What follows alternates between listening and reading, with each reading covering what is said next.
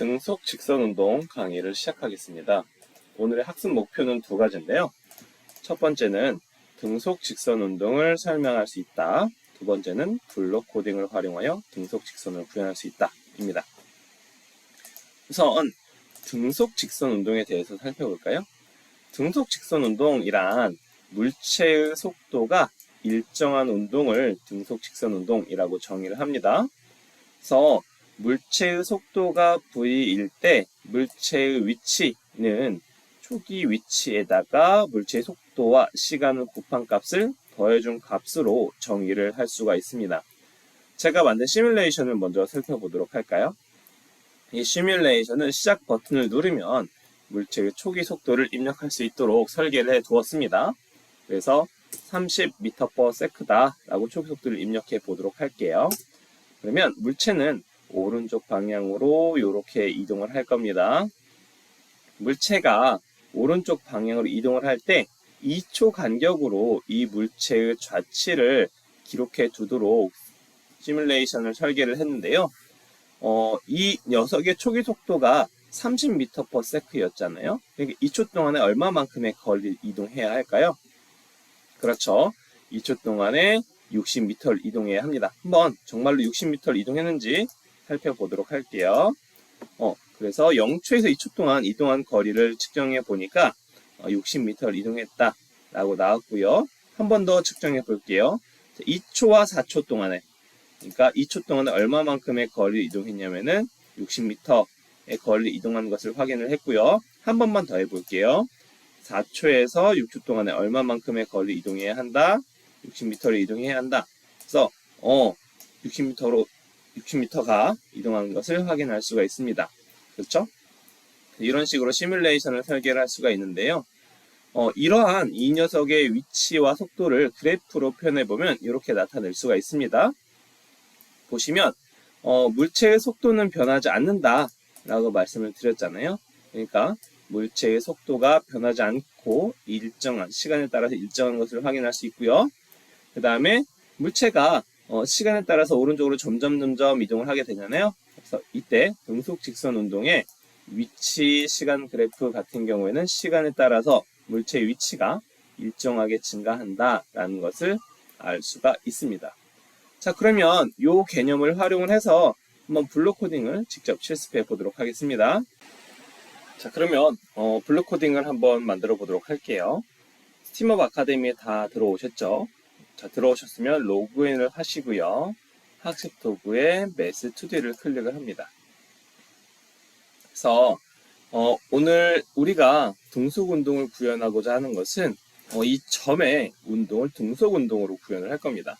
그래서 점을 클릭하시고 이 좌표 축상에서 1,1에 한번 클릭을 해보도록 할게요. 자, 그러면 A라는 점이 생긴 것을 확인할 수가 있습니다. 이 점의 위치와 이름은 대수라고 하는 창에 가서 확인을 할 수도 있습니다. 대수라는 창을 클릭해 보시면 점 A가 생성이 됐고 이 점의 위치는 1,1이다 라는 것을 확인할 수가 있습니다. 자, 그리고 이 점의 위치를 어떤 방식으로 바꿔줄 거냐면 블록 코딩을 통해서 바꿔줄 겁니다. 그래서 여기에 블록 코딩 창을 클릭해 보시면 지우고 시작하기라고 하는 블록이 있을 거예요. 이 블록은 이벤트 블록이라고 하는 것입니다.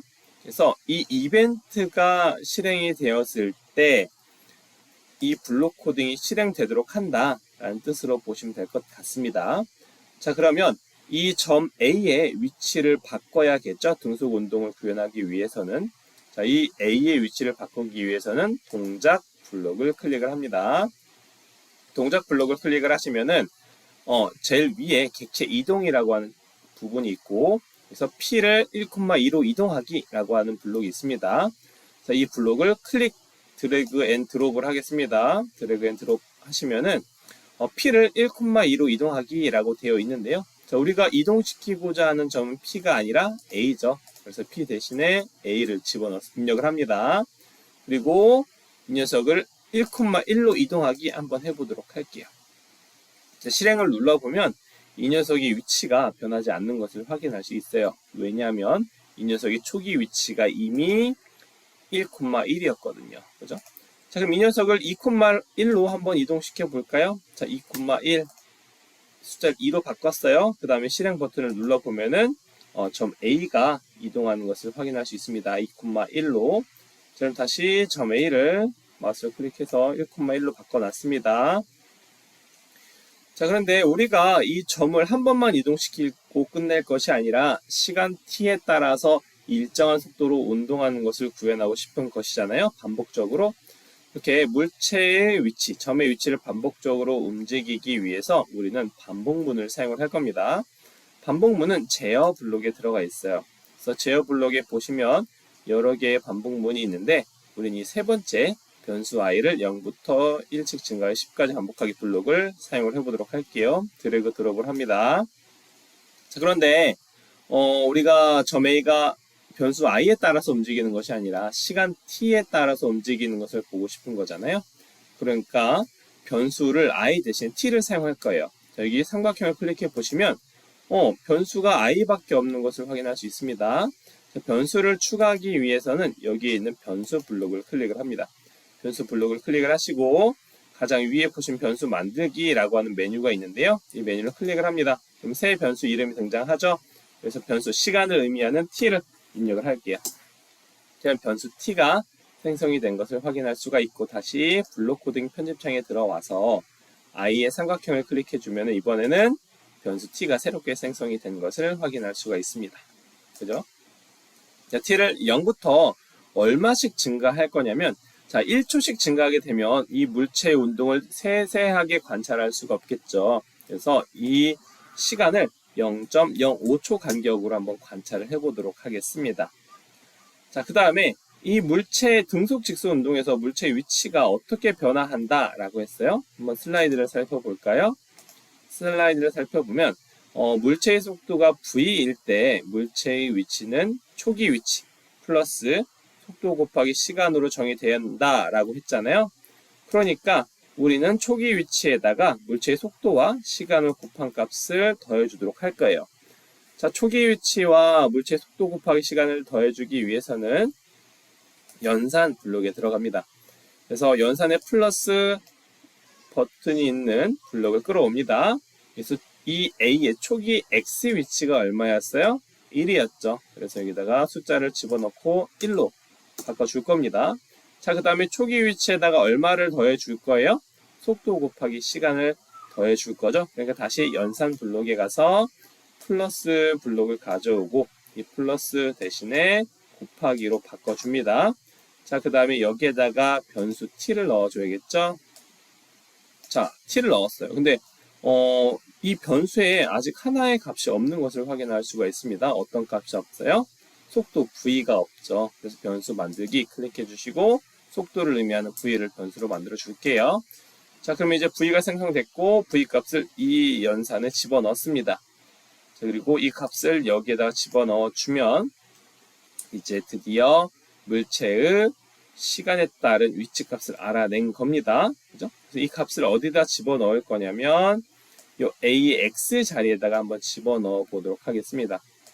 자, 그럼 이제 A의 위치는 시간에 따라서 바뀌게 될 겁니다. 그래서 이 블록을 다시 반복문 안에 집어넣어 보도록 할게요. 자, 이 블록이 의미하는 것은 t가 0초부터, 그러니까 0초부터 0.05초씩 증가하면서 10초까지 반복해라 라는 뜻입니다.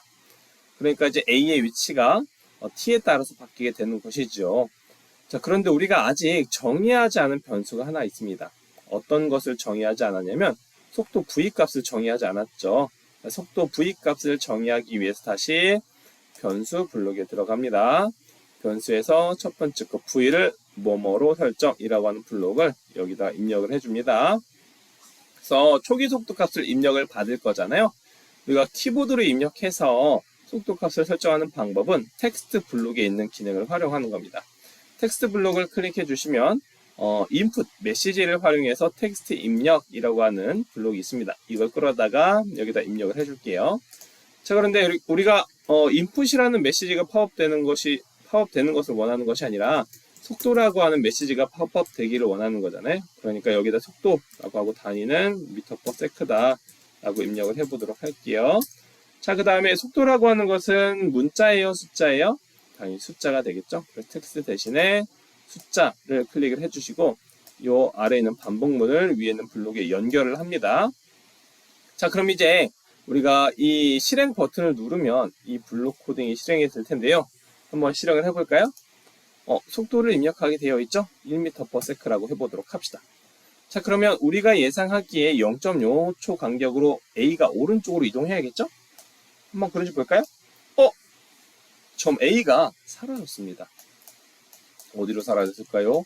11이라고 하는 위치로 점 A가 이동한 것을 확인할 수가 있습니다. 왜 그런 걸까요? 그 이유는 이 시뮬레이션이라고 하는 것은 우리가 일반적으로 사용하는 시간 간격으로 이 프로그래밍을 구현하는 것이 아니라 매우 빠른 속도로 연산을 구현하는 것이기 때문에 우리가 인지하기도 전에 연산이 끝났기 때문에 점 A가 이 점으로 이동하는 것입니다. 그래서 우리가 이 시뮬레이션의 속도를 조절하기 위해서는 어떤 방법을 이용을 해야 하냐면 이 블록이 반복되는 그 순간 사이의 간격을 좀 제어를 해줘야 합니다. 제어 블록에 들어가서 몇 초 기다리기. 그래서 이 시뮬레이션이 재생되는 속도를 0.05초 간격으로 하겠다. 그러니까 시뮬레이션의 속도를 조절하겠다라는 겁니다. 다시 이 블록에 넣어주고 반복문 안에 넣어주고 한번 다시 시작해 보도록 할게요. 그러면 이제 점 A가 0초부터 속도 V로 얼마만큼 이동하는지 보도록 할게요. 일단 속도를 1로 넣어볼게요. 자, 그러면은 0.05초 기다리기라고 하는 시뮬레이션의 속도를 조절하니까 점 A가 천천히 오른쪽으로 이동하는 것을 확인할 수 있습니다. 그죠? 그래서 0.05초 간격으로 A가 오른쪽으로 이동하는 것을 확인할 수가 있습니다. 자, 그러면 이 시뮬레이션의 재생 속도를 아주 극단적으로 늦춰보도록 할게요. 0.5초 기다리기 하면 어떻게 될까요? 똑같이 1m/s로 할게요. 자, 그러면은 이 점 A가 매우 천천히 움직이는 것을 확인할 수 있습니다. 이 시뮬레이션 상에서의 시간은 변수 t의 시간입니다. 그러니까 0초부터 0.05초 간격으로 10초까지 반복이 되는 거예요. 그 다음에 여기서 0.5초 기다리기라고 하는 것은 이 시뮬레이션 상에서의 시간이 아니라 이 시뮬레이션이 재생되는 시간을 의미하는 것이다 라고 이해하시면 될 것 같습니다.